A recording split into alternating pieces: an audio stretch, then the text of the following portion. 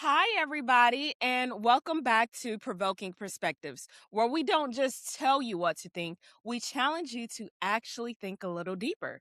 Now, today I want to have a real conversation with y'all, not just a gossip conversation, not a cancel Jay-Z conversation, not even a simple fan conversation either. I want to actually talk about Jay-Z, capitalism, social justice, and the way Black activism can sometimes actually become a real brand here. Because here is the actual question that I keep going back and forth with. I keep coming back to the question of, can social justice and capitalism truly align with one another? And more specifically, can someone actually be a billionaire businessman first and still present themselves as a Black social justice advocate without all of the contradiction that there is? Now, let me be clear here. I want to be clear about one thing. You see, from the beginning, Jay-Z has done so many things connected to criminal justice reform, Rock Nation's social justice arm, Team Rock. They have actually supported lawsuits and campaigns around prison conditions, police misconduct, and wrongful convictions. For example, Team Rock actually helped Black litigation involving Mississippi's Parchman Prison and also filed legal action connected to alleged police misconduct in Kansas City, Kansas. So this is not just about pretending. He actually has done something. But the deeper question is actually this: when activism becomes tied to billion-dollar partnerships, corporate branding, casinos, sports leagues, and entertainment deals, who's actually really being saved here? So let's start with the conversation. You see, capitalism is really built around profit. I don't know if you guys know. It rewards ownership, expansion, control, market power, and return on investment. Social justice, at its best, is about fairness, dignity, protection from exploitation, repair from historical harm, and accountability for systems that damage vulnerable people. Now, you see, those two things can sometimes overlap. A business can actually create jobs. A business can actually invest in communities. A wealthy person can actually fund legal defense, scholarships, organizing, and reform initiatives. But let's not be naive here. Most of the time, capitalism does not ask what is just, right? You see, capitalism asks what is actually profitable. And that is where the tension begins. I want to point that out to y'all because when a person becomes extremely wealthy inside of a system built on inequality, we all have to sit back and ask the question: are they simply trying to change the system, or are they simply mastering the system, right? And if they are mastering the system, that may be impressive. It may be even strategic. Hell, it may even be inspiring to some people, but we should not actually confuse that with the simple art of liberation, okay? Yes, I know. Now, Jay Z has always told us who he is. I don't want to mistake that because he's well known for actually saying who he is, right? He said it to himself a couple of years ago in one of his songs. I am not a businessman, but I am a businessman. I know some of you are familiar with that. I mean, don't don't laugh at me. Now, that line is so iconic to a lot of people, but it also tells us something so important here. You see, Jay-Z's public identity is actually built around ownership, wealth, negotiation, and business power. He is not simply an artist, y'all. He is a corporation, he is a brand, and he is a freaking deal maker. So when he enters social justice spaces, we always have to ask again, both can be true at the same time. Well, no, excuse me. we always have to ask the question, is this activism or is this brand positioning? Because like I said, both can be true at the same time, right? A person can actually care about injustice and still benefit financially from being seen as socially conscious. A person can support reform and still make business decisions that are mostly about the money. And a person can actually speak the language of Black empowerment while still partnering with institutions that have harmed or even ignored Black people today. And that is where the complexity is. And that is why the conversation actually matters. So, take into perspective, one of the biggest examples is Jay-Z's partnership with the NFL. In 2019, Rock Nation actually entered a partnership with the NFL to simply advise on live music entertainment, including the Super Bowl halftime show, and to support the league's social justice initiative. Inspire change, right? Now, let's remember the timing is what's important. This actually came after the Colin Kaepernick had become a symbol of protest against police brutality and racial injustices. You see, Kaepernick's kneeling protest actually created a national conversation here. And many people actually believe the NFL punished him by keeping him out of the league. So, when Jay-Z partnered with the NFL, many Black people asked a fair question. How do you partner with the same institution that many people believe blackballed the man who sacrificed his career for the issue you claim to be addressing right here, right now? That is not a small question, y'all. Supporters of Jay-Z are actually saying, look, protest is important, but at the same point, you need power inside of the room, right? Jay-Z got inside of that room and he actually created opportunities for Black artists, Black culture, and social funding. And that argument deserves to be heard. I'm not against it. But critics actually say this: getting inside the room means nothing if the room uses your Black credibility to clean up its image while actually avoiding deeper accountability. And that argument also deserves to be heard. That is what the real conversation is about. Don't be fooled, y'all. So it is not actually worship, not hatred, but it is simply analysis.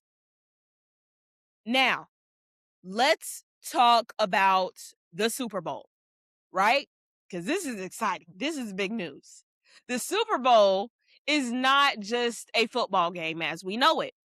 It is one of the biggest corporate stages in America. It is advertising. It is entertainment.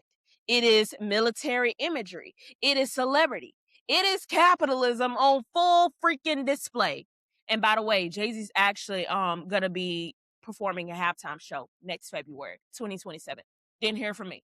Go check it.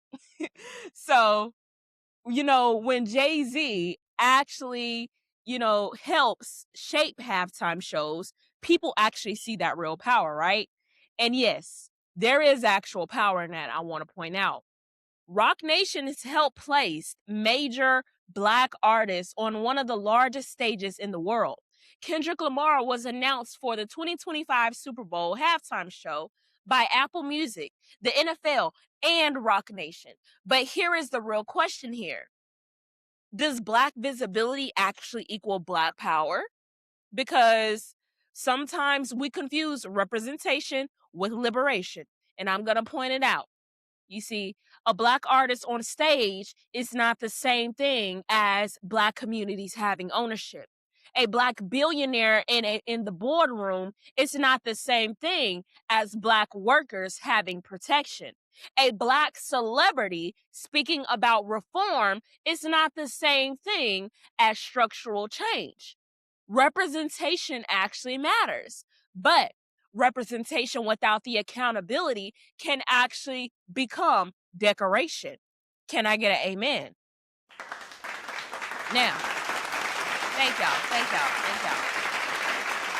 Whew. So, Let's actually bring it down to recent business moves, things that have been occurring lately. Jay-Z's Rock Nation was connected to a Times Square casino proposal with Caesars Entertainment and SL Green, right? I'm pretty sure you guys heard about it. That proposal was actually pitched as major economic development project with promises around jobs, tax revenue, and all of the community benefits. But the proposal also forced opposition from community members, Broadway interests, and all of the local initiatives. In 2025, a New York Community Advisory Committee rejected the Times Square casino proposal into a 4-2 vote. Now, here is where we have to actually use our minds to think critically. Casino supporters often say, this actually creates jobs here. This creates revenue. This brings investments. And all that may be true. But opponents often ask, at what cost? I mean, who gets addicted? Who gets displayed? Who profits? Who even carries all of the social burden that people face? That is the type of question that we must ask when Black celebrities actually attach themselves to big projects like this. Because if you use the language of community uplift, but the business model depends on gambling, debts, consumer loss, and corporate profit, people have the right to actually question that. That does not mean every casino project is actually evil. That's not what I'm saying. But it does mean we cannot let Black ownership or Black celebrity involvement actually stop us from analyzing the true harm. Everything Black is not automatically pro-Black. And I'll say it again. Everything Black is not automatically pro-Black. So open up your ears. This is actually bigger than Jay-Z, guys. We actually live in an era where corporations and celebrities have learned how to speak the language of justice. They're actually using this to get by. Some of them, not all of them. And they actually say things like equity, empowerment. They say other words like community, reform, oh, representation, that's a big one. And they say things like change, but sometimes those words are actually used to make capitalism look oh so compassionate. That is what I call social justice branding. Social justice branding is when justice language is used to protect the reputations of others, sell products, secure partnerships, or calm the public criticism that is faced with, excuse me.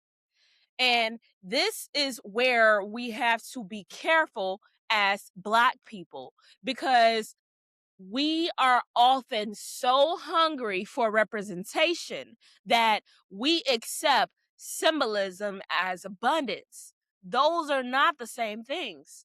We see a Black billionaire and say, man, damn, they got some real power. But we have to ask ourselves, power for who? Power to do what exactly? Power accountable to whom exactly? Because individual Black wealth does not automatically equal collective Black liberation. That's what y'all got to see. A Black person can actually become rich and still participate in systems that exploit other Black people. And Black people can sit at a table and still not change that menu. A Black person can actually own part of the machine and still allow the machine to crush the very same people that they came from. This is not hate. This is not what you call political education. This is not any of that, y'all. This is actually real facts here. So, when we state real facts, of course, I'm gonna want to be balanced, right? Jay-Z has actually supported criminal justice reform work. I'm not saying he hasn't. Team Rock has been involved in legal advocacy. Rock Nation has actually promoted social justice initiatives. He is also connected to the Reform Alliance, which focuses on probation and parole reform. So I'm not going to sit here and say we got to erase that, because that does exist.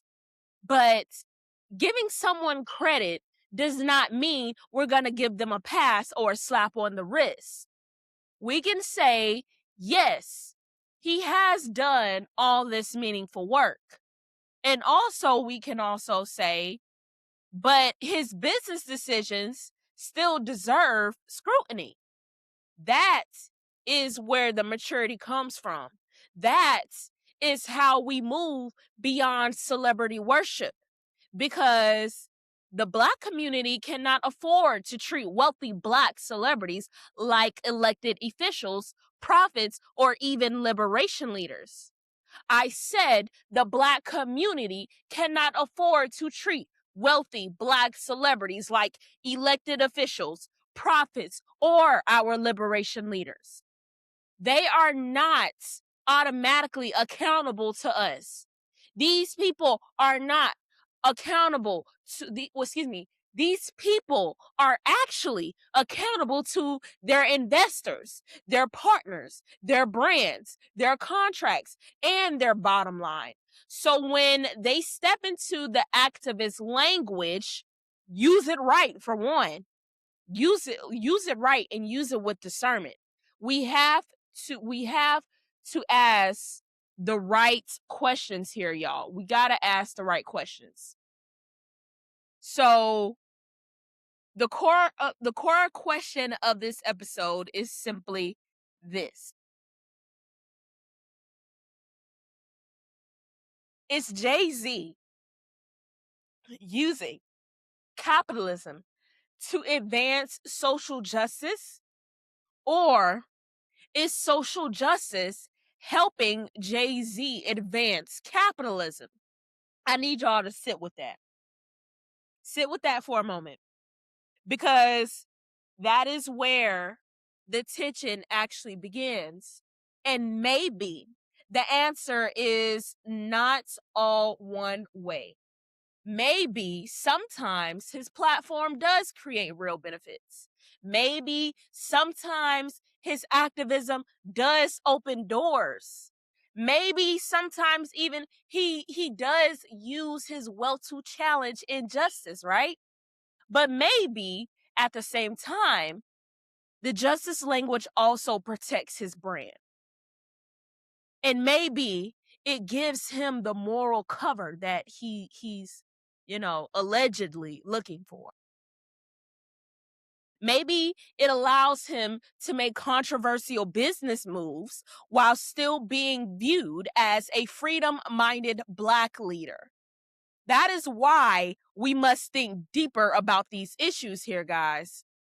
So I want to ask you guys, provokers, when does Black excellence become Black capitalism without community responsibility? When does the representation become a distraction from exploitation? When can a billionaire be a true social justice leader? Should we expect wealthy Black celebrities, male or female, doesn't matter, when can we expect them to serve the community? Or are we wrong for placing that expectation on them?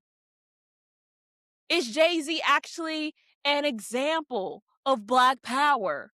Or is he an example of how capitalism absorbs Black resistance and resells it back to the Black community? And most importantly, what should accountability actually look like for Black celebrities who profit from the language of liberation? And at the end of the day, folks, this is not about hating Jay-Z. I'm not trying to slander him at all. This is about loving our people enough to ask better questions.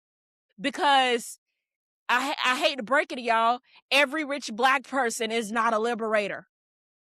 I don't even think LeBron James is a liberator. But that's just my opinion. I'm sorry. Had to take it there. He's not. So, but we paint him as one sometimes. Every black-owned deal is not a community victory. Every social justice campaign is not a freaking movement. And every seat at the table does not mean the community is actually being fed here. So yes, give your credit where credit is due. I'm not saying don't, but do not surrender your critical thinking, guys. Do not let celebrity bind you or blind you. Do not let wealth impress you so much that you have to stop asking who actually benefits. Do our people even benefit? Because the future of Black politics cannot be built on just vibes and branding and billionaire and millionaire admiration.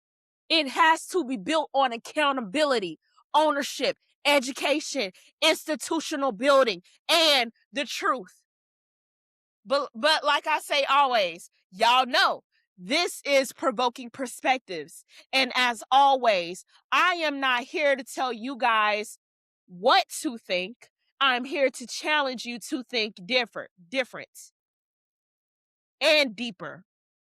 But as always, we are provoking thoughts and we are shifting perspectives. And I'll see you guys in the next one.